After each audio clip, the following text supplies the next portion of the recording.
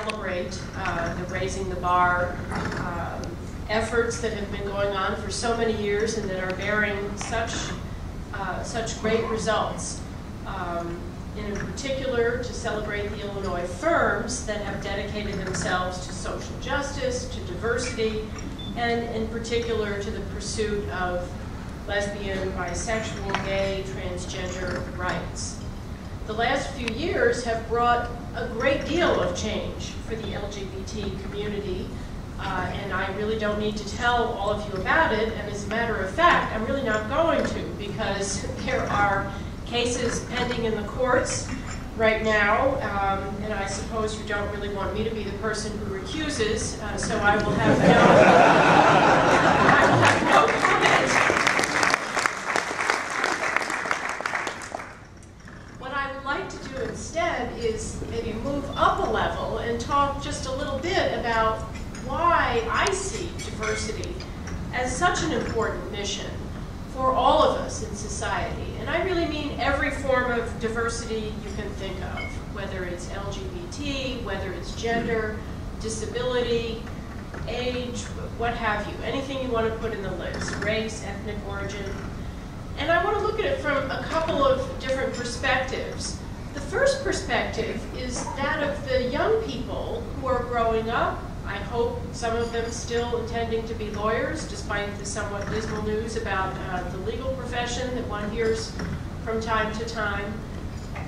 We have such a rich population, people of all different descriptions.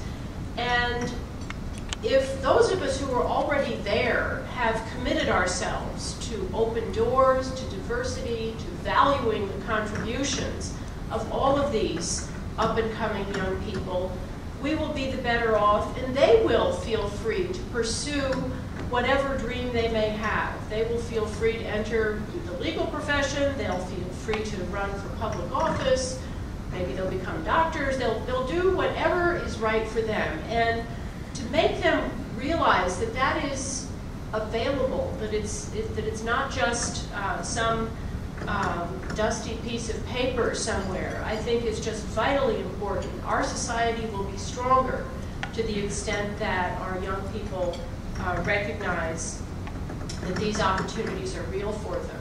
I would remind you in that connection that there's an interesting literature that the United Nations has put together about the correlation between gender equality and developmental level. The countries with the worst developmental levels are the countries that also have the worst inequities on gender fronts. There are just tons of sources that you can look at for that. The UN Development Program puts out a gender inequality index every year, and there are other things. So if you needed some kind of instrumental reason to do this, as opposed to simply the moral reason, the fact is, it's good for the country, it's good for business, it's good for everybody to abolish inequalities to the greatest extent we can. So moving from the other side, the legal profession, in all of its guises, whether it's practicing lawyers, whether it's academic lawyers, whether it's the courts, benefit tremendously from diversity. Every person's experience is unique. And as a lawyer, each one of us has the responsibility to serve every member of our society. We don't just serve the people who look just like us. We don't just serve the people whose circumstances are just like ours. We need to be able to serve everybody. And sometimes the people in need might not look very much like us. But if you have overall a diverse legal profession, you learn. You learn from the experiences of others that you're around. You learn from your clients, and you learn from others. And actually that learning starts in law school. Law schools themselves, as you will know, have been making efforts. Sometimes they've been told these are not within the scope of the law, sometimes they are, but certainly making efforts to achieve a diverse student population. My own alma mater, the University of Texas at Austin, has had quite a few trips up and down to the Supreme Court in its search for finding ways to open its doors as widely as it can to the full population that it would like to serve. And obviously that has to be done in a way that conforms to the law, but the goal is a very worthy one. So another thing that diversity does for us is it attunes us to what are the problems faced in different communities. Take the disability community. There are so many people who have so much to give in that community. Their disability doesn't really impede them from doing that, but people make facile assumptions, and only when you begin to see who's really there does it begin to be real to you. And certainly the same thing is true for the LGBT community. I've had, over the years, I'm stunned to say, I am now in my 20th year on the 7th Circuit, which I can't believe, but it is true. I've had a number of law clerks who have been part of the LGBT community, and a smarter, more dedicated, hardworking, loving group of people I cannot imagine. Some of them have gone on to public service, working for municipalities. Some of them have gone on to the academic world.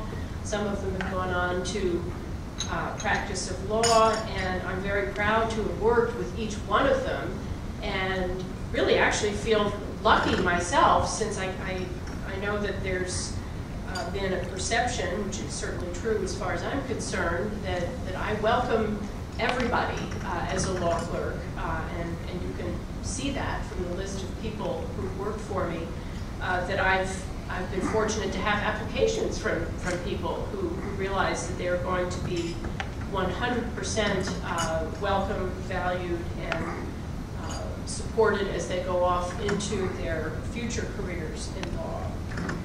So my final point about diversity is simply this. At the 7th Circuit, we of course receive cases of all different kinds, and then we sit in panels of 3, sometimes the whole court sits, and you write an opinion, and you hope the opinion is correct. Sometimes the cases are very hard. So how do you make sure the opinion is absolutely right as a matter of law, to the extent that there's any other thing that you bring to it, just understanding of the facts, appreciation of the facts that underlie the case? Well, I can assure you that, at least in my view, the right way to approach that is not to live in an echo chamber. I don't need to stand in front of a mirror and recite to myself all of the reasons that I think something ought to be the way it is. I need different viewpoints. I talk to my colleagues who maybe ideologically or from the point of view of judicial philosophy in a different place from mine. I talk to my law clerks, I try to read things, but the more I can expand that set of conversations, that set of inputs into decisions, the more confident I am that whatever I have finally settled on is right. So we really need diversity in the legal profession to avoid that echo chamber phenomenon, and to ensure that we really have tested our thinking against maybe a viewpoint that we didn't even know was out there. So I think diversity in all of its guises is extremely important, obviously not just for the legal profession, but it is peculiarly important for the legal profession, since we have this very awesome responsibility of setting the rules for the people among whom we live. The legislatures pass the laws, the judges are charged with trying to figure out what did they really mean when they passed this law or that law, and it does put us in a unique position of responsibility. So I'm very pleased to be here. I think the importance of diversity in the legal profession is unparalleled, and I really want to join all of you in celebrating the Raising the Bar achievements, in particular for the LGBT community. Thank you.